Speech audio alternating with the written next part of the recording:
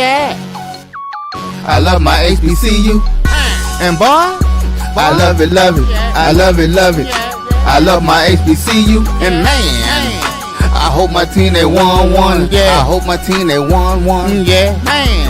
I hope my team they won one. Yeah. I hope my team they won one. Yeah. I tune into the HBCU Sports Lab to see if my team won or lost. If they lost, I'm quiet as a mouse. But if they won, keep tab. I'ma do the dab, yeah. Dr. Cavil, he know what he be talking about. Mike and Charles, they know what they be talking about. They compress the analytic data with this hip hop. If you know them like I know them, they gon' tell you if your team, if they won or lost, and who the ball. So listen to Professor, yes sir, and pay attention, cause he gon' teach a lesson.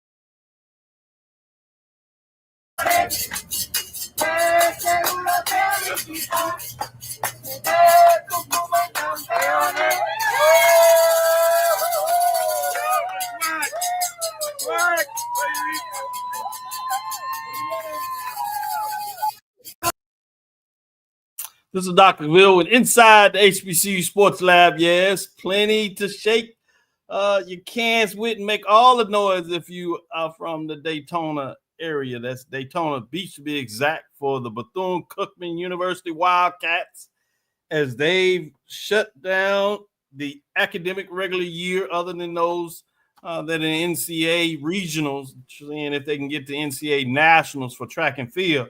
But in terms of the team sports, if you would, it's a wrap in terms of the HBCU season, particularly the SWAC, as the Bethune-Cookman Wildcats, as I said, are crowned the SWAC 2025 baseball tournament champions. They've done it in the regular season, so they get the double dip as they do it in the tournament. And you talking about doing it in fine fashion. A walk-off, 3 RBI, home run to the deepest part of the park, 400 plus feet, to win it in the bottom of the ninth after trailing 9-8. They win it 11-9. And if it wasn't for one of my favorite guys being his team, FAMU, as you see back there, the Rattlers, I would be even more excited. But that's the only thing that gives me pause. But we do have Charles on here who certainly is excited about what's going on, or would love to give some of his framework. So we'll bring him on, Charles, so he can do his fulfillment of O&G strike zone from a Jackson State perspective. Then we have in good spirits in some manner, I guess I will say, with A.D. Drew, that always finds a way to bring it home to support in the way it is. With that being said, Charles, how are you doing today? Doing well, Dr. Bill. Doing well. Coming off of a tremendous SWAC tournament, SWAC baseball tournament. Was proud to be part of the coverage of the SWAC tournament all throughout the week last week with SWAC Digital, with Santoria Black and Brett Oates. But it was a great time. And I do have to say this, the only pause to that great week last week was finding out about the death of SWAC official Eddie Kelly, the director of football officiating in the SWAC. Really good dude. He will be really, really missed. Yeah, from those in the Houston area and really those across HBCU sports, particularly SWAC country, many of people have come to know him, be friends with him. Some admire him for the work, but those around this area, from the high school level, even youth level, whether it's fraternity, whether it's just men of the SWAC, Texas Southern University Lions, they took that really hard.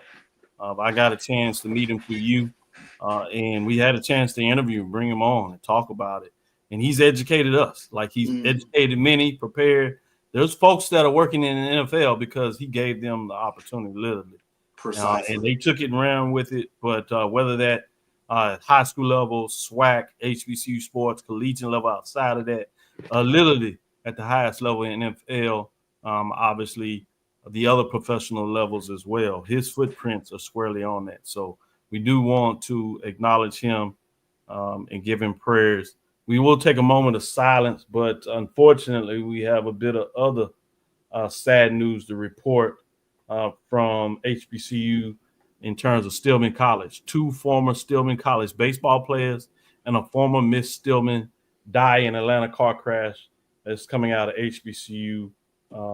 Game day, tragic news. Stillman College and the HBCU community is mourning the loss of 3 members of its community following a fatal automobile accident in Atlanta metro area on the evening of May 23rd, 2025. The accident claimed the lives of C.S. Elliott, a current student, and alumni Destiny Gardner and Varick Lawrence. All 3 were beloved members of the Stillman family, known for their vibrant personalities, commitment to service, academic and athletic achievement. Remembering C.S. Elliott, a native of Stockton, Georgia, had recently completed his baseball career at Stillman College, was planning to return for the 2025-26 academic year to finish his degree and serve as a student assistant baseball coach. He's also a member of Omega Psi Phi fraternity incorporated. Elliott was known on and off the field for leadership and infectious positivity, earning the admiration, of teammates and faculty alike. Destiny Gardner, 2022 criminal justice graduate from Montgomery, Alabama, served as the 74th Miss Stillman during the 2021-2022 academic year. Dedicated member of Delta Sigma Theta Sorority Incorporated, she has served as a regional representative for the UNCF National Pre-Alumni Council. At the time of her passing, Gardner worked as a juvenile officer at the DeKalb Regional Youth Detention Center in Georgia. She was deeply engaged in her community and was a passionate advocate for youth. Gardner and Lawrence share a young son together. Celebrating the life of Varick Lawrence. Varick Lawrence, originally from Lithonia, Georgia, played baseball at HBCU from 2021 to 2023. And a graduate in 2023, he was active in youth development, a baseball coach in the Atlanta area, and was also a member of Omega Psi Phi fraternity incorporated. Lawrence's commitment to mentorship and sportsmanship made a lasting impact on the Stillman athletic community. So sad news on many different levels. Obviously, as we cheer and have fun in sports, particularly the community of HBCUs and really beyond that in terms of diaspora. But with that being said, we do like to pay homage and take time. So we'll have a moment of silence for all 4 individuals and their loved ones.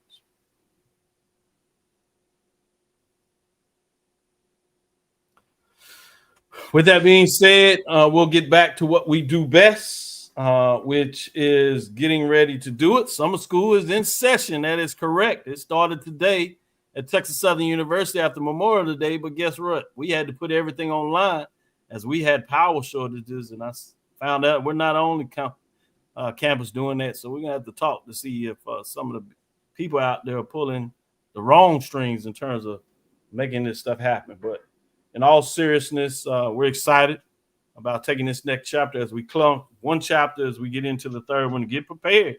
As people get a little bit of break, I'm going to send these guys off to make sure that they get some vacation. We'll find to mix it around, still give you some content, but we're going to have some folks that we're going to send off to the summer as Mike has already started his vacation. But when did he get off?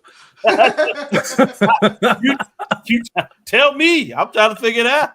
That's why I missed it. But, hey, it is what it is. With that being said, let me get to you all fine gentlemen as we talk about it. This is, let me give a proper introduction as we broke down that news. Welcome to episode 664 of Inside the HBCU Sports Lab. Radio and podcast, the show that's covering the sporting HBCU diaspora, I should say, all things HBCU sports for institutions large and small, from the NAIA to the NCAA. We share insights and information on the HBCU sports culture, HBCU athletic aesthetics to facilitate the story of HBCU athletic programs in the business of HBCU sports. Quite simply, we call it the HBCU sports pedagogy. I'm your host, Dr. Cavil, along with my co-host. Today is none other than Charles Bishop and A.D. Drew. We're filming from our home studios and sending a signal live to K-Switch 1230 AM studios with the Texas Radio Hall of Famer, Ralph Cooper, in the beautiful home of Texas Southern University from Houston, Texas. Let me give a little moment of privilege before we take our first break. We'll come back and get into some more news to see what these guys want to share with you. But I want to shout out to these two gentlemen. Extremely hard. Obviously, started off in a lot of ways to bring you content from the show. But they're connected in terms of HBCUs. And now they're getting a chance to show the world involvement with HBCU sports. You've heard Charles do different calls, AD Drew doing different calls, a part of the BCSN network. Now they're getting a chance to do it for the conference affiliation. Charles this week at the SWAC baseball tournament, doing sideline, doing a lot of work, giving you extra insight to make sure that you knew where every pitch was coming from, every hit, statics, also data analytics, statisticians, stats from every angle that you could believe of. He brought it to you in many different ways. So I want to give him a shout out there. Also, AD Drew. Obviously, we know now what he's doing in Morehouse, but it moves beyond that. He was at the baseball tournament. He came there the first day to give you that interaction, had to leave to take care of some family. We told condolences to him, but it was important for him in terms of the priority. When he got back on Sunday, he went straight back to work. We were able to give you an episode before the game. Charles had to get out there that morning, but he's watching, do his thing. But during the week, he was there giving you that update. And then AD Drew comes back and follows up, getting over 600 pitches.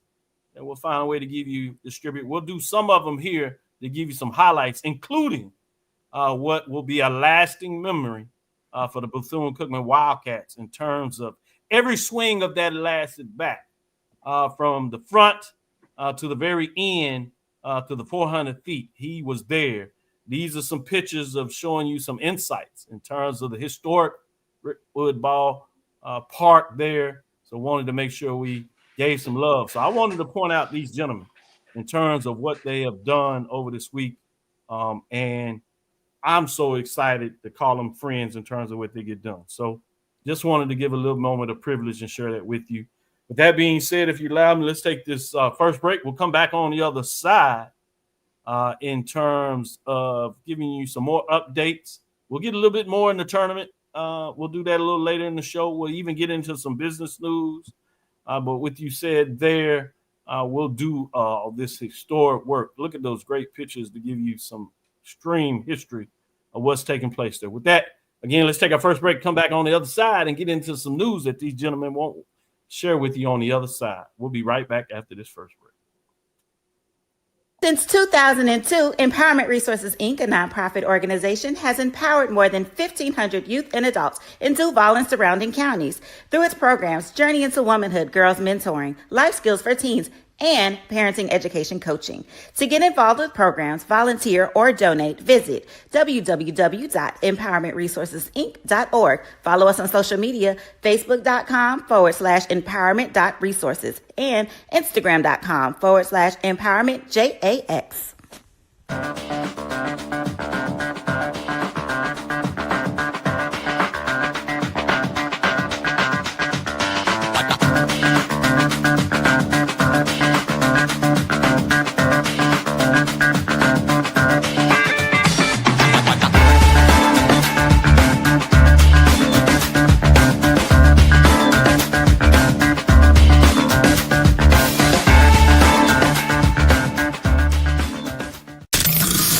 Human Voice has always connected audiences with experiences. Major brands all across America have trusted Kever's voice time and time again.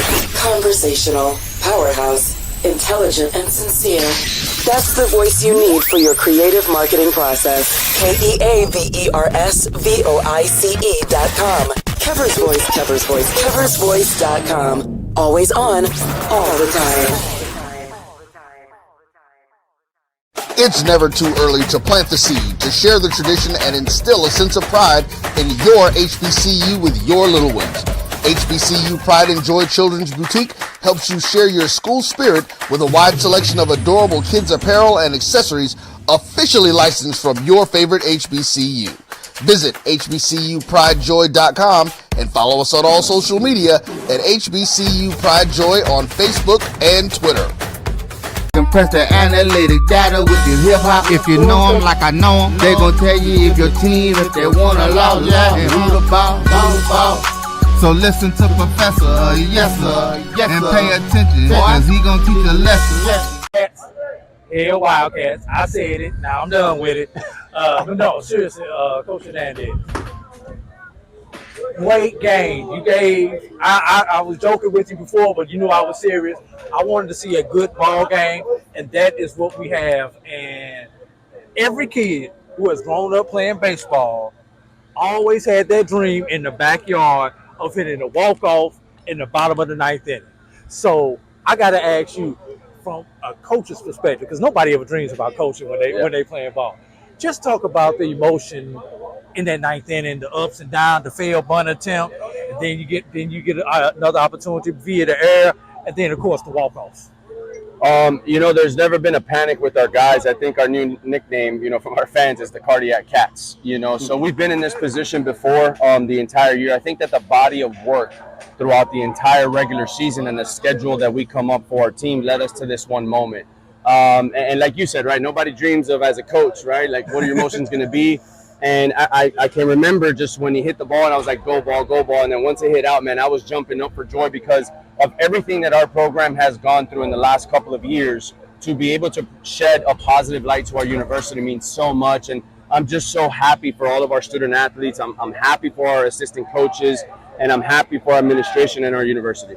Yeah, speaking of Cardiac Cats, you guys came from behind in all 4 of your victories here in Birmingham. So, what is it that gives them the confidence to be able to come back like that? No matter down 1 run, down 5 runs, it doesn't matter. You guys play with a level of confidence that I haven't seen on the diamond in a while. I think it starts from day one in the fall, man, and just kind of building our culture and what we want our guys to do. And, they trust the process and they believe. It starts with belief at the end of the day. And we've been in this position before, right, where we've had to walk off, we've had to scratch and claw and chip away to be able to give us an opportunity to come out on top. So, it's a lot, but at the end of the day, man, our guys, they did what they needed to do, and they stayed true to who we were as a program. Tough, gritty, mentally tough dudes, and I'm so happy for them. Okay, Coach, the first team championship for Bethune-Cookman since they joined the SWAC in 2021. What does that mean for you? It means everything. I mean, that's something that I've been openly talking to our SIDs about, that I want to be the first, major championship in the SWAC. So, again, it's just all these guys, man. They've done everything, and I'm just at a loss of words because it's unreal and surreal, and just happy for them. Got at least 1 more week of baseball, Coach. After the 24-hour rule is in effect, what do you do now to get ready for the regionals? So you don't know where you're going to be at until later on this evening. So what do you do to get ready? We just keep doing what we're doing, and I got a high school graduation for my daughter on Thursday, so I'm going to be deprived of sleep. Hopefully the Cardiac Cats don't give me a headache, but we'll be all right. All right. And, Coach, I just got to say this, and I captured the moment. The moment of the tournament for me is when you and your son came out there and accepted that trophy. As a dad, the fact that your son was able to partake in it, he's old enough to understand it, but he's still young enough. You understand what I'm getting at? Yeah, and I went through a flurry of emotions, man, because as a sport coach, whether it's baseball, football, basketball, I mean, we put a lot of our attention and time to our athletic programs and to other people's kids. And I've missed a lot of stuff, man, throughout the years. But that's where the emotion came, where I broke down crying, because he was able to experience and see why we work so hard as coaches, man. And again, just blessed that I was able to experience this with Jake. And I mean, shoot, that was a proud dad moment, right? Hopefully it's a proud son moment where he can say his father, has led a program to a conference tournament championship. Trust me, he'll remember it when he gets our age. Coach. Absolutely. Thank you, Coach. You got it, man. Yep, they're Wildcats. Hey, well, I said it right. No, oh, my God. That's it. That is a great interview post-game on many different levels, and I'm glad you got that in with his son, particularly coming up on Father's Day. Get the ground, screw guy out the shot. What'd you say? I say, get the grass crew guy out the shot. I thought about trying to that get too. up I out said, of there, anything. Charles. You I know was how like, they was yeah. That's like he just had to. He thought he was doing something by turning the motor down low. Yeah, man, talk. I said it twice. Oh, that was a good one. That's a good one. We'll have a little more interviews throughout the show to give you that. Also, want to give you heads up on our Wednesday edition. I will join. It looks like Charles will be able to join, but we will have Coach Hernandez tomorrow to give us a little more update on his thoughts. So we'll get the Indy crew to join us to help us do that interview. And so wanted to give that. With that being said, let me go back to you, Charles, on some news in our Wildcats, man, talk. Hell, Wildcats. I said it. I'm done with it now. I'm sorry. They're gonna make sure you get that out there. That's fine. Go ahead, Charles. I'm trying to save you.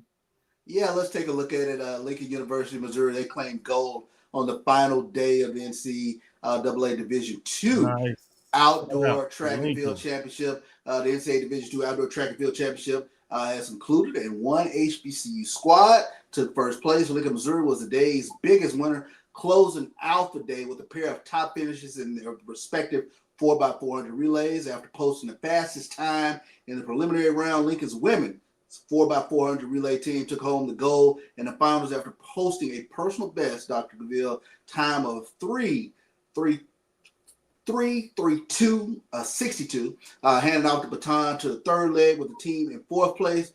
Shivani Thomas put the team in front of the pack with a 52.42 split, while Shantae George anchored the team to victory with a 52.17 split. Lincoln's women's 4x400 relay team sweeps the national championships for the 2025 season, having snagged the gold in the indoor season.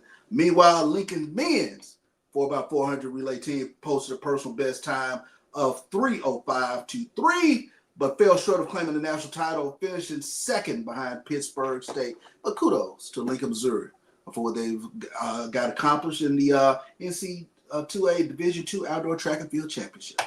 AD Drew, that's your old stomping ground. I know we like to brag in terms of some speed in Texas. Obviously, you went to FAMU, so you've heard about all the speed up there in Florida. Jackson State also likes to think they have a little speed in Mississippi with all the per capita, like they always like to remind you. But we'll leave that right there. But with that being said, Lincoln, Missouri has a lot of history in terms of what they've done at the Division II level in track and field championships. So just wanted to make sure we made that connection for you.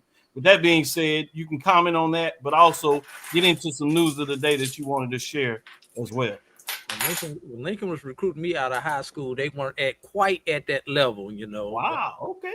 So you know that little bit of history. You see that, Charles? He kind of dropped that in there. All right. I know, right? They was on my list, but it wasn't at the top of the list. So I get it. You know, you from there. A lot of times you want to go away. So I want to go. It's not necessarily Lincoln, Missouri. It's more the fact that you wanted to see other parts of the U.S., the world. And fam, you showed me the money. But anyway, even a bigger reason. We cannot get a show out, Dr. Cavil, without talking football. So let's go to the BAC and let's go to Baltimore. There's a theme with this Baltimore, but I'm not going into the other half of the theme right now. Baltimore is winning. I'll say that. State of Maryland is winning. State of Maryland is winning. That should come down HBCUs. Yep, and the Black diaspora as well. Yes, sir. Yeah. But the MEAC announced its 2025 Media Day will be held Tuesday, July 22nd. Go ahead and book your plane tickets now at M&T Bank Stadium, home of the NFL's Baltimore Ravens in Baltimore, Maryland. Side note, I have been to that particular stadium before. Nice. Yeah, this is a historic milestone for the BAC, said BAC Commissioner Sonia Steels. Hosting our Media Day at an NFL venue reflects the growing visibility, strength, and momentum of our conference. We are thrilled to showcase our member institutions in such a dynamic and high profile environment. So, and they went on ahead. Baltimore made a couple of comments with it, but yeah, the MEAC football season will officially kick off on August 23rd with the annual MEAC SWAC Challenge at Center Park Stadium here in Atlanta, Georgia, featuring North Carolina Central versus Southern. Go get your tickets now for that one, for the 20th anniversary of the Cricket MEAC SWAC Challenge. Got to make sure you get all of that in there. The 20th anniversary of the Cricket MEAC SWAC Challenge. So, but make shout sure out to you tell Mr. John Grant that I want my 20th anniversary shirt. I know you're doing some work there. It's business for your side, but lean on him. I'll make my own ass, but make sure you lean on him. Say, hey, your buddy out there says he wants official. I'm pretty sure he's watching. If he's not watching, he always goes back and watch the replay. So there you go, for sure. So good information. Great update, man. I'll be doing some business and a lot of travel. I plan to get up to the SWAC, obviously in Birmingham. Then over to Atlanta because they do their media press for MEAC SWAC Challenge the next day. Then I'm going to get up to Philadelphia for the Alpha Phi Alpha Fraternity Inc. convention. And then it's a day, so I don't even know if I'm going to come home. I might just ride the train over to Baltimore. I know I'm scheduled to come back. I've already booked that to come back that night to Houston. So, Charles, I might lean on you for that show on Tuesday because I'll probably be just out of energy. Maybe I'll give you 15 minutes from the airport because I plan to get back. So, be ready. I'm just calling you early. I'm calling that one in early. Let me make sure I look at my calendar and make sure I'm clean that day. I'm traveling somewhere. No, you're coming back for a family reunion, but yeah, I think you'll be back just a little bit earlier than I am. So maybe we can give you a day off, let you come in ready to go. With that being said, let's take let me give you this one day because you kind of teased this out too perfectly. So I don't want to ruin that. Staying in Baltimore, as you said. Future CIAA basketball tournament has been decided. It was down to Baltimore and Charlotte. Charlotte could not come quite as strong. I'll just say it like that as Baltimore did. There were a couple of things that Charlotte left on the table, directly their fault or not. But ultimately, Baltimore, the winners go the spoils. The Papa CIAA basketball tournament will remain in Baltimore despite a bid from Charlotte, according to the reports from Charlotte Business Journal. Charlotte and Baltimore were the only cities to submit bids for the coveted tournament. CBJ reported the CIAA would now stay in Baltimore through 2029. Charlotte hosted the CIAA, as you probably know, from 2006 to 2020 and generated $650 million in economic spending when Baltimore Mariners swooped in with a bid that won the conference over. CIAA contract with Baltimore ran through 2026 tournament. The conference's requirements for a competitive bid included a minimum of 7,500 seat venue, a ban of ticket sales, resales, I should say, meaning you can't do ticket sale resales, and the CIAA controlling all sales and revenue from this championship game. Charlotte's key concern in the pricing of hotels, which allegedly drove the CIAA away from Queen City following the 2020 tournament. Host cities are required to have a hotel headquarters that accommodates 500 rooms for conference staff, sponsors, game officials, media, and guests at a maximum of $200 per night. Cities should also work with the conference to secure blocks of hotel room for fans and tournament attendees at a maximum price of $225 per night. I really like that because that means you're really working for your fans and they are rewarding the CIAA as they come in droves to the tournament. So to understand that bidding rate and understanding your value, some of us may see it, some of us may not be there to understand it. I think John Grant does a really good job of that. And so knowing that and knowing how to get it done and making sure you put it in the bid process is important. Last thing I'll put here, according to two sources with knowledge of the bid, Charlotte's proposal covering 2028 through 2030 because of a conflict in 2027 offered use of the Spectrum Center uptown for 2 of the 3 bid years, but would have moved the CIAA to Bojangles Coliseum for the middle year. Conference executives previously made clear to Charlotte tourism and political leaders throughout the lead up to bid proposed that CIAA did not want to play outside of uptown. The reluctance stemmed from split venue tournaments in Charlotte from 2017 to 2020 and how that affected them. I'll add that when concerns over smaller midweek crowds for CIAA games prompted the NBA Charlotte Hornets to push for limited use of the Spectrum Center. With that being said, last statement you want to make there, Charles? Well, my quick question is, how much does this Baltimore deal sort of become a template for big name events in terms of you seeing some of the verbiage that Baltimore put in to create sort of an inducement to come to Baltimore? But can we see this not just within basketball, but across other platforms, whether you're talking about football championships or whatever the case might be? Oh, I certainly think it's a platform, but I don't want us to get lost in terms of what CIAA did. I think the one thing that we must understand that CIAA is unique with its basketball tournament. Obviously, some of the football games in the SWAC, even the MEAC and classics per se may have that, but the historic they have on it. And then you also have to have a bidding component. You know, you have to be willing to move. Some of our locations in terms of classics are kind of bound by what people perceive as the place to be. So it makes it harder to put that out there when you don't have the bidding war or the threat of maybe going somewhere else, i.e. New Orleans, Birmingham, right? Orlando, when you think about it. So the fact that they were able to put the bidding part out there did that.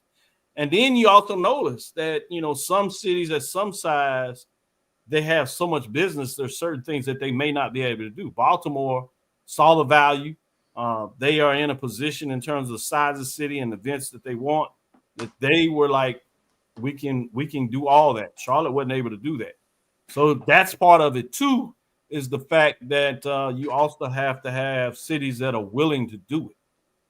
And so that's part of it. So I think it's a template, but I wouldn't get so far as to say that this is the gold standard, because there's some unique things that made this work versus what you see some other places. But I think it goes a long way to say what a true city, county, even to some degree state partnership looks like. When everybody comes together and sees the value, it works. And that's why I like to give more kudos to Baltimore in terms of what they saw in the value. And they had a lot of folks that see what it means to their city, their state, in terms of getting in this business and answering the call, with everybody saying, yeah, we're in line with that. So let's take our next break, come back on the other side, and get into some more talk as we take that deeper dive in terms of what you see there. Some more pictures there. Obviously, that was the short stop. As you see, he had successful surgery the night, and the next day was able to get back to the ballpark. We had just went off our show with AD Drew when he walked on the field, and we wish we could have known, because we stayed on maybe 2 minutes, and you would have heard everybody, both Bethune-Cookman, FAMU, and other fans that were just watching, and how they stood up and gave him a great applause and recognized him for finding their way back out there. It was memorable, to say the least. With that being said, let's take our next break and come back on the other side and get back into it.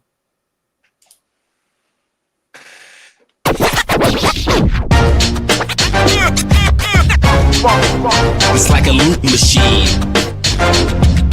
All around town, people trying to get down.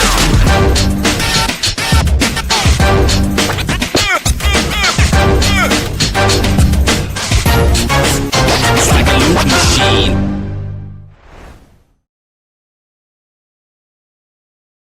You're looking for the latest information on Southern University sports, the Southwestern Athletic Conference, and HBCU athletics. There's only one place to go. Tune in to the Carlos Brown Show, exclusively on the Black College Sports Network. It's never too early to plant the seed, to share the tradition, and instill a sense of pride in your HBCU with your little ones. HBCU Pride and Joy Children's Boutique helps you share your school spirit with a wide selection of adorable kids apparel and accessories officially licensed from your favorite HBCU. Visit hbcupridejoy.com and follow us on all social media at HBCU Pride Joy on Facebook and Twitter. Compress the analytic data with your hip-hop. If you know them like I know them, they gon' tell you if your team, if they wanna lose, and who the ball. So listen to Professor, yes sir, and pay attention, cause he gonna teach a lesson. Academically also. 3.5 GPA for this team is a phenomenal. And he drew here with athletic director and head basketball. I just want to make sure we get this in there right there. Oh, they definitely got that in. Black College Sports Network, Coach Theus, man. Congratulations, my brother. Congratulations. Yeah. Just a tremendous game. Yes. I mean, how better picture could it be? 9th inning walk-off home run. Not just a home run, but a 400-yard for home run.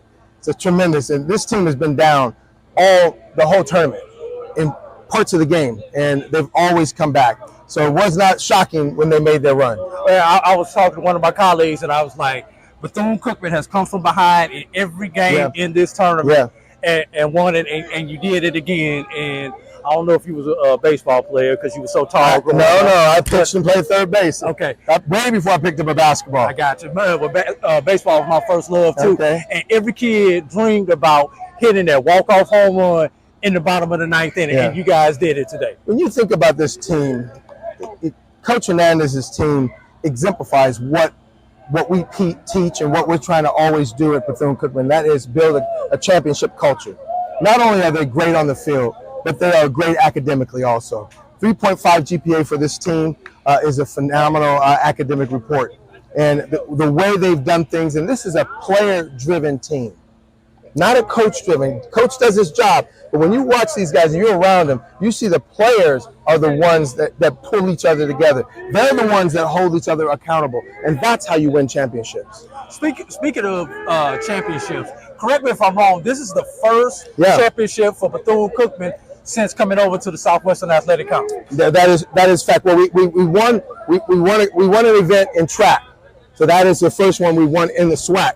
But in terms of getting a chance to go to the big dance, go to the playoffs of the NCAAs, this is a big win for us in one of our major sports. Yeah. So what does this mean? What's the next step forward for Bethune-Cookman athletics with something like this on the resume now? We're just showing people that, when I first got to Bethune-Cookman, our athletics was sort of down here. Bethune-Cookman has won before. Back in the MEAC days, they've been champions before. It's been a long time since we've got that back together. Now we've building this thing the right way. We've got the right coaches. We've got the right academic staffs. And this is where we're headed right now, is just more of the same. And that is building that championship culture. And you got at least one more week to play baseball, Coach. We got one more week, but you'll never know what happens. At least one. I said at least one more week. You never know what happens. All right. My Congratulations. pleasure. Thank you. Good stuff. Boy, a lot of good excitement over there at Daytona Beach. They were taking some punches early, a lot of ways, so it's good to see that they are able to have some fun. They deserve it, like we all like to have some championships. With that being said, let me go to you, Charles. What are some of your memories of the tournament? I think we said it during the course of the broadcast. No lead was safe, and it played itself out, in the championship game. I marveled at the fact that teams could be up 7-1, and we all said, it's not over. Especially 14-7. Yeah, especially when you're in the early third of the ball game, and there's still ball game to be played. We just kind of laugh this thing is still in the balance, if you will. And most times, you take a look at a 7-1 lead, 14-7, whatever the case might be, and a team still had an opportunity. But it's something that we've talked about all year, Dr. Cavil, in regards to, the hitting prowess in the conference and kind of the lack of pitching. If you can get to a team's bullpen, you had an opportunity to make some things happen, and we've seen it play out all through the course of the season. Good stuff. Let me go to you, AD Drew. What were your memories of this tournament? The decisions that coaches had to make, the chess matches as the coaches were going against each other, playing in that legendary venue. We mentioned it on our pregame show, Dr. Cavil, the difference in the atmosphere from Atlanta to Birmingham. Atlanta was a corporate atmosphere. Birmingham was more of a blue-collar atmosphere. All the big wigs couldn't go hide up in the suites in Birmingham because there were no suites. So everybody had to mingle with each other, and Right. and Doc, you asked about what memory is, Doc. Let me just go through it. If a picture's worth 1,000 words, these moments are priceless right here. The whole sequence from behind the plate. Mind you, I was there. I knew I was going to get something. I didn't know what I was going to get, but I knew I was going to get something, and I had the camera ready, Dr. Cavil. I remember when you, right before we was leaving to make sure we caught our flight, remember you slowly went down there, and you're right. Oh, look at this. This is crazy.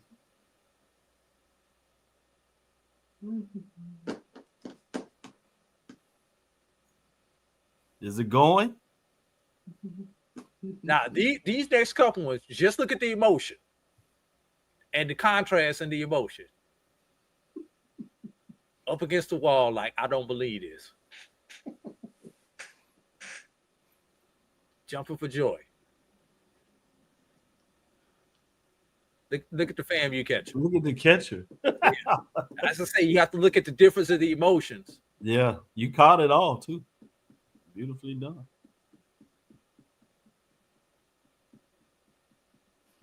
Yeah, he's on the field before he circles the bases.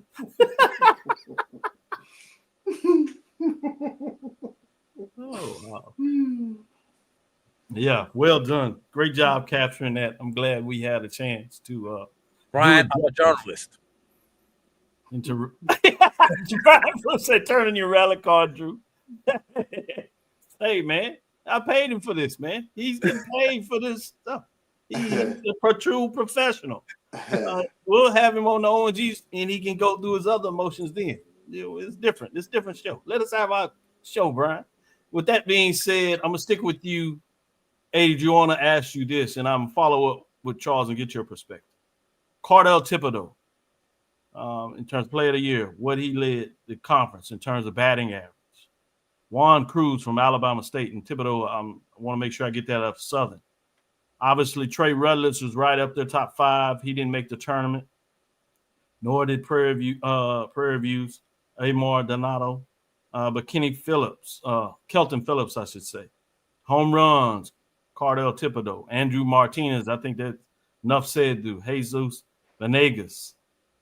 Just want to know with some of these guys, Jordan McClatty, stolen bases, Bryce Hughes, Nick Luckett in terms of wins, Garrett Workman, Edwin Sanchez in terms of wins, ERA, Eric Elliott, Pine Bluffs, Kenny Fabian, Edwin Sanchez again in terms of ERA, in terms of the talent that was out there, strikeouts, Edric Gonzalez, Eric Elliott. Which are some of the players? I know we have the list in terms of all players, and we'll get that out there as well. But, Drew, which of the players came in with the names that we said to look out for? The Charles kind of led us off on the last show. You talked about it on the show that you guessed with. Who lived up to it in your mind? I guess probably obviously Andre Martinez, but besides him, anybody else kind of lived up to the expectation, not necessarily in terms of a championship, but getting their teams really close and at least representing and continue a high caliber play in the tournament. You have to go with Thibodeau. He definitely carried Southern. Yeah, he did. He carried Southern through their run, and when you look at the two finalists, Florida A&M and Jay Campbell for FAMU, who was not on your list. We said it prior to the championship game.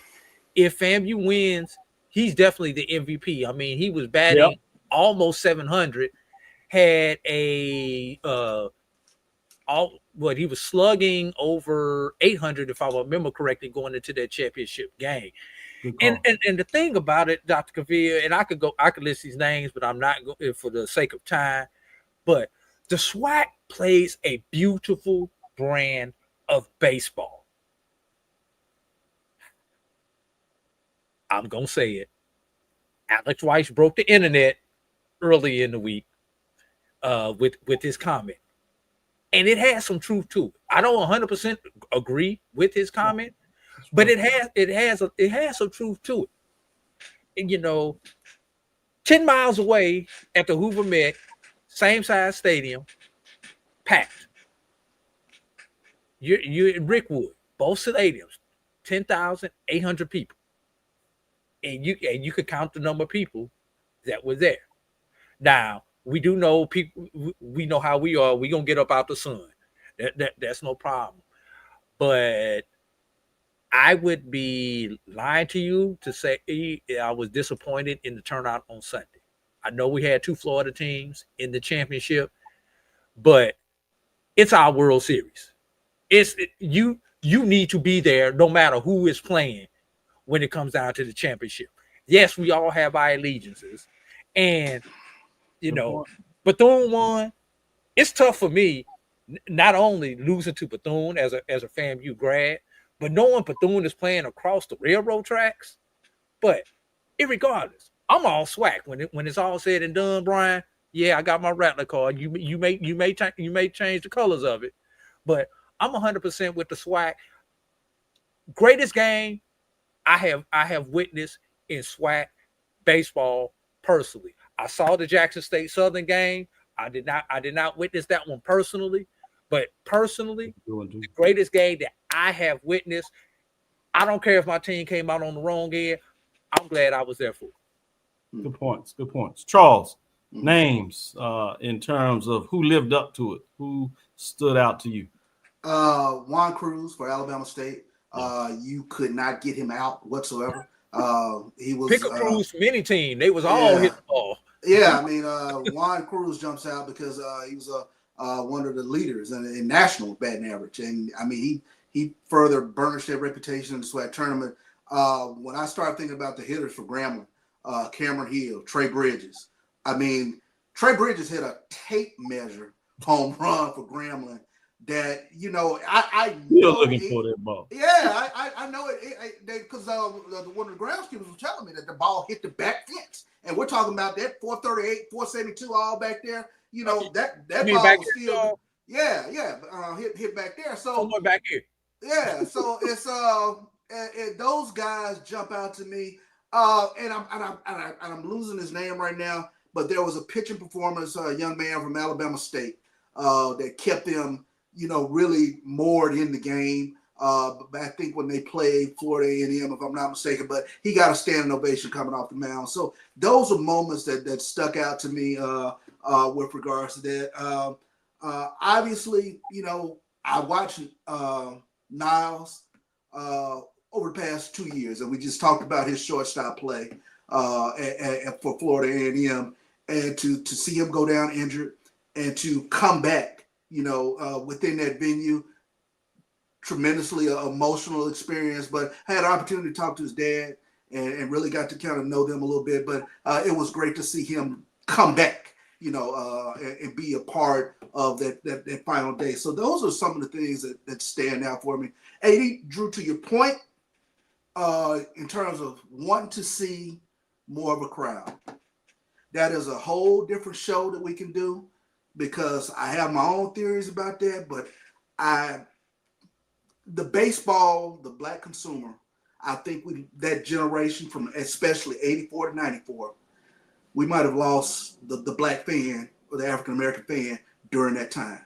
And when you think about it, you think about the growth of the NBA, you think about how huge March Madness became, especially during that time. You talk about hip-hop marrying basketball, football. Baseball was behind the times during that time, and from the African-American consumer, they never caught up.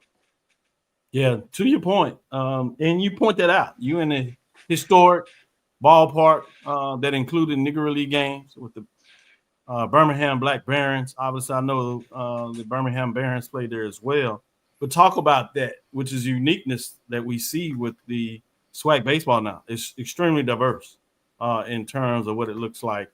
And to your point, one of the things you see that when you look at the All-Star game, we'll name a lot of those players, but 3 of them were African-American.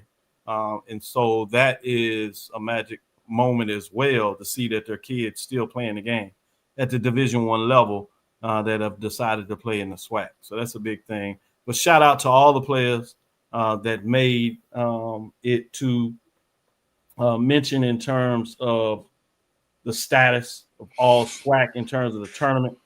We talked about last week as it was announced during the show, and we were able to release it about halfway through the show last Tuesday. But all tournament, and these are some of the names that you talked about: Juan Cruz, Alabama State; Cameron Douglas, Alabama State; Cameron Hill, Grambling State; Trey Bridges, Grambling State; William Brown, Florida A&M; Colton Riles, Florida A&M; Cody Williams, Florida A&M; Justice Cruz, Florida A&M; Jeter Padilla, I always pronounce it wrong. Polito. Corrected because I got corrected on Sunday. Bethune-Cookman, Sergio Rivera, Bethune-Cookman, Edwin Sanchez, Bethune-Cookman, and Daniel Figueroa, Bethune-Cookman, who was also the MVP. So wanted to make sure we get those names out and acknowledge all the players. But I thought your point in terms of the African-American fan, what does that look like in terms of them obviously in love with the professional sports in terms of this time. The NBA is big. It's going down the stretch. So you got a lot of those folks can tune into that fandom. That fandom is free in terms of just the television, so it'll be interesting. But wanted to acknowledge these all SWAC tournament team players. Thank you for putting that out there, Drew. Let's take our last break and come back on the other side. Since we kind of got into this, we'll close it out on talking some business. We adhered to this last week when we pointed out the Power Conference working on a contract to bind schools to new enforcement rules with strict punishments. We'll touch on that just a little bit, but there's some other ones that have come out since then that I'm sure that you want to keep your eyes on. Magic Date, in a lot of ways, is July 1st. That's when the NCAA has the different rules. They're going to vote pretty soon. Obviously, we're waiting on the NCAA House settlement, which we assume is going to come, because if it does come, that July 1st is the date. Conference churning. If there are any teams that are going to switch conferences, which may include HBCUs, whether it's Division II, Division I. A lot of talk earlier that's died down, but July 1st is that key date. It's going to happen in terms of the next iteration, whether the following year or will it be further down the line. So we'll share a little bit of updates on the news side of that, get these gentlemen thoughts, but we'll be right back after this last break. Let's face it, shopping for insurance can be time-consuming. That's why when it comes to your auto, home, and life insurance needs, make things simple and trust the experts at Allstate. They will help you get the coverage that fits your needs while helping you bundle your life, home, and auto policies. Bundling saves you money, sure, but it also saves you time, so you can enjoy the things that matter most even more. Contact me, Tammy Haynes, your local agent, for a free personalized insurance quote. Allstate, are you in good hands? There's a shot to right. It could be. Right field. Grand slam. What a shot. That's how you get hot, young fella. Thank you, guys, for what you do for HBCU athletics. This is a fantastic avenue for all of us. This is our ESPN, so we love what you guys do, and all you guys at BCSN. We really appreciate what it is that you guys do for us. Are you hungry for authentic Caribbean food? Like jerk chicken, oxtail, red snapper, shrimp, tofu, and rasta pasta? Well, find your way over to Mango's Caribbean Restaurant, 180 Auburn Avenue, right next to Royal Peacock in downtown Atlanta. Them belly full, but we hungry. Mango's Caribbean Restaurant, open daily from 11 a.m. to 10 p.m. And on Friday and Saturday, we're open till 4 a.m. Come to Mango's and put some spice in your life. Oh, we've got a good thing going. Mango's Caribbean Restaurant, 180 Auburn Avenue, right next to Royal Peacock in downtown Atlanta. For more info or directions, call 404-698-3992 or log on to mangoscaribbeanrestaurant.com. For instant coupons, text MANGOS to 313131. Tell your mama hungry, papa hungry, brother hungry. Mango's Caribbean Restaurant, authentic Caribbean cuisines. Open up the door, tell your mama hungry. Compress the analytic data with your hip hop. If you know them like I know them, they gon' tell you if your team, if they wanna lose, and who the ball. So listen to Professor, yes sir, and pay attention, cause he gonna teach a lesson. This is Dr. Cavil inside the HBCU Sports Lab. As I went off, I told you and remind you of the article that we gave you some discussion on last week by Ross Dillinger with Yahoo Sports that is putting a lot of information out. He's been kind of the go-to guy that has been able to get the stories told, at least from the perspective of those that want to tell it to him, getting their information out. And last week was Power Conference working on a contract to bind schools to new enforcement rules with strict punishments. Before that, we talked about the dialogue in regards to maybe the president getting involved. Well, that's quiet down, where it looks like they've told him to go away. We got this. Let us handle it before you get involved, including Alabama's former football coach telling him to sit down and settle down a little bit too. You had your reign. We're moving on. We appreciate you. Just another one by Ross Dillinger. With college sports in limbo, a key issue coming to a head is the spotlight is on the SEC. Quote, it's going to get heated. They are pushing a lot of angles, and they have a lot of money on the table. They want to see the automatic bids. Big Ten is quietly. I think they're aligned with them, but they're already playing 9 games. They say the question for a lot of people getting out there for the SEC is they want to see the automatic bids to the playoffs, among some other things. Particularly, they want 4.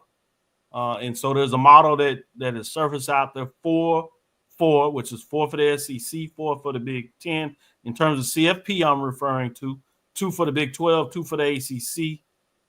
And then you have the rest, 1, if you would, in regards to at-large independent bids that you can get. I think there's 1 that's for the G5, and then it opens up. So you have that on the table. But one of the reasons they said they want 4, as you notice, is that they want to remake what they do with championship game because they believe there's some more dollars out there. They want to look at a model that would have additional games beside their championship, maybe that same day, maybe the day before, where they have, a model that sees 3 versus 6 or 4 versus 5. And you had a championship game. Whoever wins those other 2 would get one of those automatic bids. The 2 teams in the championship would get the automatic bid, and then they would figure out from that would be essentially their 4 slots. They believe they can get some more money with that. There's also put it out there that if they can get this, they'll go to 9 games, which means they'll be able to play an automatic game, if you would, or a lot of them against Big Ten teams that they can match up and they can go to the networks and get a pot of more money. But what I'm more interested in is in this line here that affects more of the other Division I schools, particularly HBCU, 2 conferences, MEAC and SWAC. The NCAA is remaking the governance model in preparation for July 1st. Remember I told you, key date, right? When a new revenue sharing model between schools and student athletes takes effect as a result of the House versus NCAA settlement. It is still quietly out there. People believe it will pass. I know the due dates has passed a couple of weeks, but they think it's still going to take place. The proposed model would grant the power conferences as much as 65%, as much as weighted voting power in rules-making committees for decisions on the transfer portal. We have a deadline coming up in June where they're supposed to get together and make these rules. And all that power essentially is what I call the Super 2 and the Power 2 collectively, but many people talk about the Power 4 or the Autonomous 5, even though Pac-12 is literally trying to survive, and they're in a court settlement hearing with the Mountain West, but that's a whole different discussion. Dillinger followed up with a report that Sankey said the SEC would like to see their numbers come up to 68%. And in that same article, they talked about the SEC had folks they pushed out there that's like, why are we a member of the NCAA? I've told anybody and everybody to listen to me, I don't believe that. That's just negotiating for it. They ain't going nowhere because the math doesn't math. They get all the benefits of all 300 some schools paying the expenses, right? In court, in this settlement too. And part of the agreement is saying that these folks can't even leave the NCAA. If not, they got to pay penalty money. So they ain't going nowhere because one thing we know they love is their money. But with that being said, it's a way to threat, and they think they can push to see if they can get up to 68%. But even at 65%, the currently proposed 65%, all four power conferences would need to vote the same way to pass an issue. They can sneak it up, then maybe they can get away with not having that, because there's a fight between what I told you, the Super 2, SEC, Big 10, and the Power 2, ACC and Big 12, in terms of, again, argument for the CFP and maybe even some little more control of the NCAA basketball money. So, Charles, I know you wanted to hear a little more about this. How would it affect HBCU? So I wanted to get into that. I think it shrinks HBCU's ability in terms of get the pots of that money, like you see the other Division I programs out there, and there's some talk on that, particular, which is intriguing for me, that I think is a painful spot, I must admit, that I wanted to make sure we acknowledge what that looks like. But last thing here, at least from this report on 3 that takes some of the work that, according to diligent SEC presidents, voted in March to give Stanky the authority to split from the NCAA if he sees fit. The SEC spring meetings go underway this week in Destin, where it has been one of many topics of discussion. But quickly, Red Sankey came back and said he doesn't have authority to do that. So who knows what kind of games these guys are playing. But there's one statement I want to put out there from Michael Cross, Southern Conference Commissioner, has come out, and this is a document that I got my whole hands on to, which is a presentation where he was going back at the Power 5, and there's some key things that he talked about, representation of imbalances. He did say there were some good things that NCAA is doing in terms of coalescing some of the rules that he likes to see, but there was some concern. And these things really hit home with me, is what I've always said. Representation imbalances, non-autonomy conferences, those are the FCS programs and non-football conferences, if you would. Conferences lack parallel authority structures granting to autonomy conferences. 6 non-autonomous FBS conferences receive legacy status that overrepresents their voices relative to the CCA 22 conferences in autonomy 4 dominated conferences. Student athlete voices is limited primarily to revenue sports and no independent directors on the board in terms of what that looks like.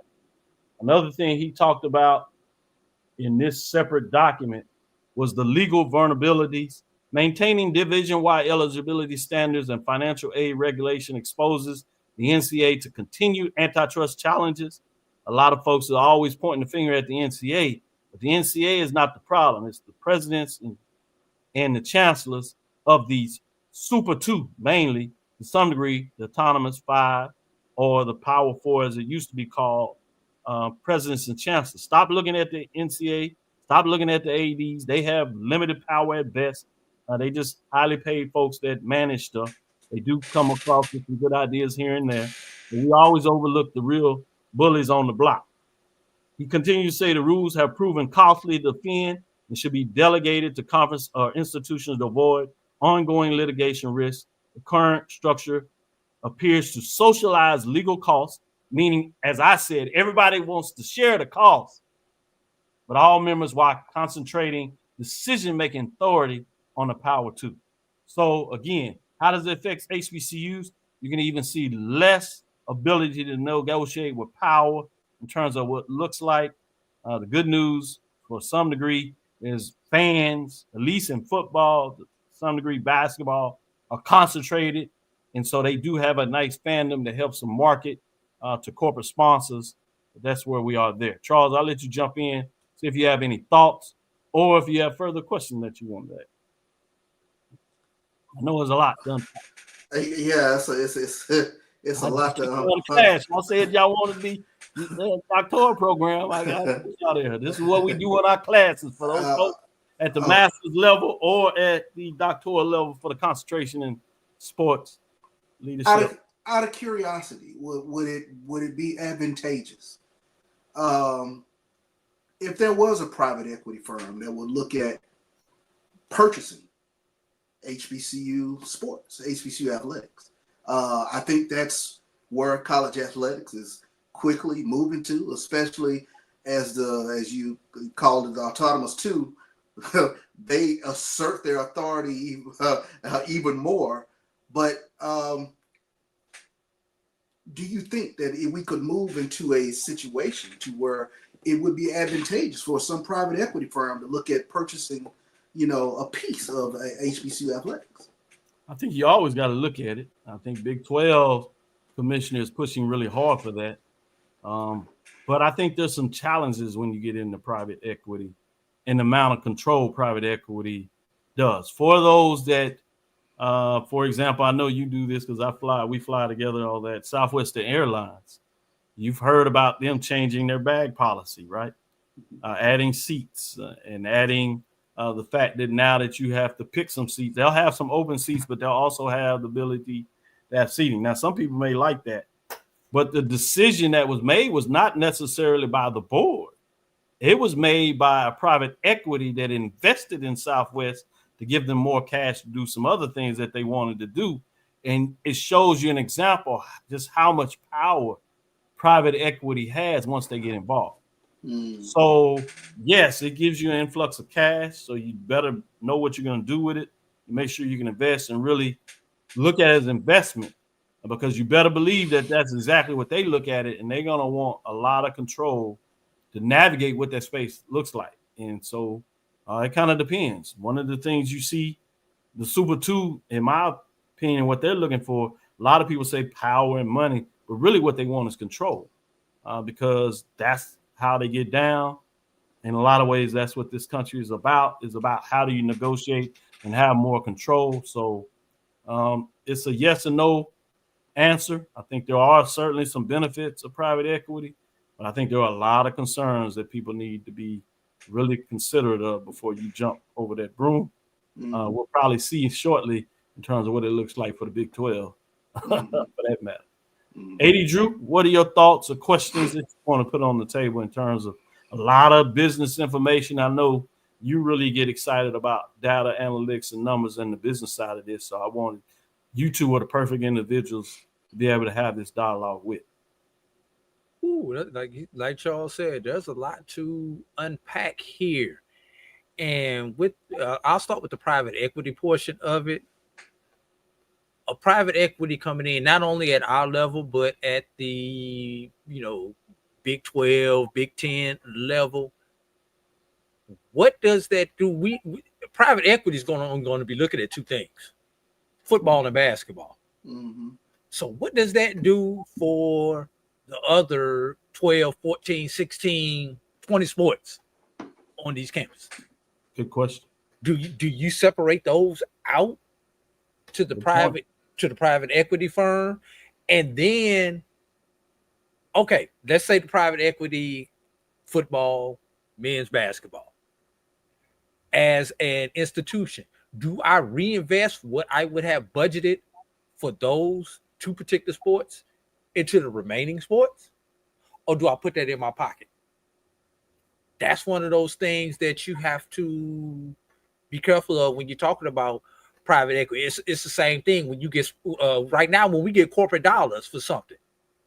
Do those corporate dollars go to that program, and do we pull our money out that we put into the budget? If we get a $300,000 sponsorship, does the institution pull that $300,000 back and set it somewhere else? A lot of them do, y'all. Just so y'all know that. So everything's not what it looks up to be. But Dr. Cavil, Charles, this is what we're talking about with college athletics in general, with all this stuff. Isn't this just a microcosm of what's going on in life and politics right now? Yeah. Where you've got a few people who want to be in control, who want to have all the money, and you've got everybody else down here fighting to get a seat at the table. And when you're talking about the autonomous two want to have 65, 68%, have they? And there's a reason why. Look at the math, y'all. There are more schools outside the autonomous two than inside the autonomous two. That's why they're fighting for that control and trying to get that voting power. So it's almost like, do you go with the Senate model where every state has 2 votes, or do you go with the House of Representatives model where it's about volume? California, we know they win it. You guys down in Texas, you guys control the election. Florida controls the election. Which model do you go with? That the same fight that our founding fathers were having when they drafted the Constitution, they're going to be having in Indianapolis or wherever these meetings are this month, figuring out how to divvy up these votes. Great comparison when you look at it like that, and great points. So we'll keep you on top of this as the news breaks, articles come out. We'll continue to give you that information. We'll obviously look at it from an HBCU lens, but we'll take it from an overall lens as well. But remember, I should say, tomorrow, before the ONG strike zone, as I'm sure they'll take a deep dive on Florida A&M sports tomorrow. They'll talk a little bit about baseball, but I'm sure they'll have other stuff there too. Hopefully we can make sure AD Drew gets his card back. We'll be fighting for you, Drew. We'll do what we need to do. We feel like Brian is, a little disingenuous. We're going to say that he's following the model, it seems, at times of the Supreme Court, which is just a little off. We got to get him back on course, leaning too much to the right, left. We need to get him center or something. With that being said, thank you, Drew. Thank you, Charles. I also want to talk about the fact that before that, 6 o'clock, we have the Indy report with Dave and his group. We'll be on at the show at 6 o'clock, top of the hour, but 6:15 we'll bring in Coach Hernandez. The champ is here, as they will say, the SWAC regular season and tournament champion for the Southwestern Athletic Conference, better known as the SWAC. I also want to give AD Drew another shout out, as well as Charles, as they went down the rabbit hole. I told you last week that this regular season champion is the first time we knew since the expansion of the Big Ten in '98. Dug a little deeper than that. The SWAC has had divisions going back to the 40s with the original 5 and 6. When you talk about Bishop, Prairie View, Texas College, that was a North and South division with 4 teams in a division. So the last time we could find out, we're still digging a little deeper. The last time we could figure out was 76 season when Southern did the double-double, winning the regular season with all teams in one conference format, and then in the tournament. A couple of years before that, Jackson State in 73 did the double-double. That was before Kadar, but Brady was there at Jackson State, legendary coach. When we talk about Hall of Famers, they were both there in the Southwestern Athletic Tournament, so shout out to them. Got a chance to talk to both legendary coaches.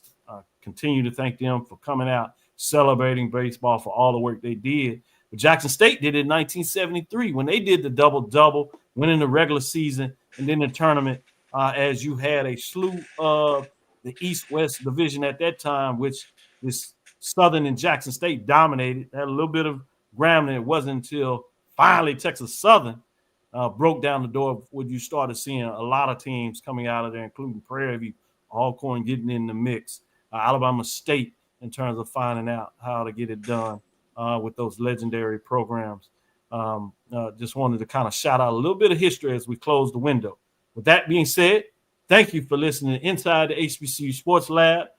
Edwin says in 76 he was in 4th grade, laugh out loud. Yeah, we're going to give you a little bit. The business side, the historic side, current side, that's what we do here when you have some gentlemen like Charles, AD Drew, Brian, Mike, Roy in the background as he continues to push the buttons and produce and makes this possible for us on the Black College Sport Network.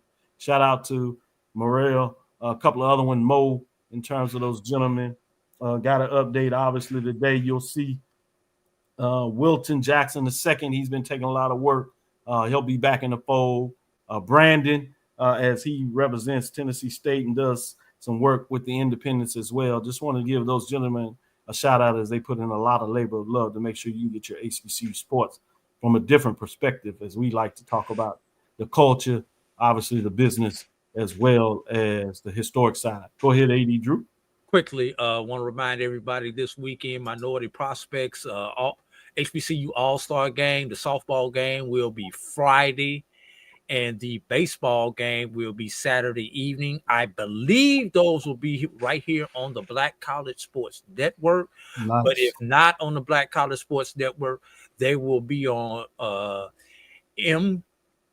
MPTV on YouTube. MPTV. Minority Prospects. Yeah, I believe both those games are scheduled to first pitch at 7:30 Eastern on Friday and Saturday night. Join yours truly on play-by-play for both of those events there from Kannapolis, North Carolina, 7:30 Eastern time. Good stuff. I remember when I was here in Houston. Great attendance, a lot of entertainment getting involved with that. Want to say thank you for listening inside the HBCU Sports Lab. Make sure you share our podcast with your friends and colleagues. I am Dr. Kenyatta Cavil, the Dean of HBCU Sports, come from inside the lab in the College of HBCU Sports with Mike Watson and Charles Bishop. Tomorrow, bright and early, you'll find out who wins the All Sports Award. I've got my glimpse on it, but I was asked to keep it quiet in terms of the release, as Andrew has said. So we'll hold that there. But not a lot of surprises. You'll see them teams at the top. So we'll congratulate those teams later in the week. But want to shout out again to Bethune-Cookman University Wildcats getting it done as they close out the academic year in terms of sports teams for the Southwestern Athletic Conference and HBCUs beyond for those that will be participating in the track and field Division I. I am Dr. Kenyatta Cavil, the Dean of HBCU Sports, coming from inside the lab in the College of HBCU Sports with Mike Watson, Charles Bishop, A.D. Drew. We hope you enjoyed. Again, we want to thank you for listening, Dr. It's inside the HBCU Sports Lab with Mike Watson and Charles Bishop every Tuesday and Thursday. Shout out to Dr. Carey getting it done in a lot of ways. Appreciate his loyal support. We'll be back tomorrow, 6 o'clock, Thursday at 6 o'clock. Check us out. We look forward to next week as we discuss the latest news in the lab. When I say next week, that is tomorrow and Thursday. As we like to say, follow me, Dr. Kenyatta Cavil. That's on Threads, Facebook, and Instagram, DrKenyatta Cavil. Again, that's DrKenyatta Cavil, Dr. Kenyatta Cavil. Inside the HBCU Sports Lab on Facebook and YouTube. Dream big. Continue to move forward. We'll talk with you soon. Charles. Of course. AD. Lecture. Dismiss. Top of light, everybody. See you in Kannapolis.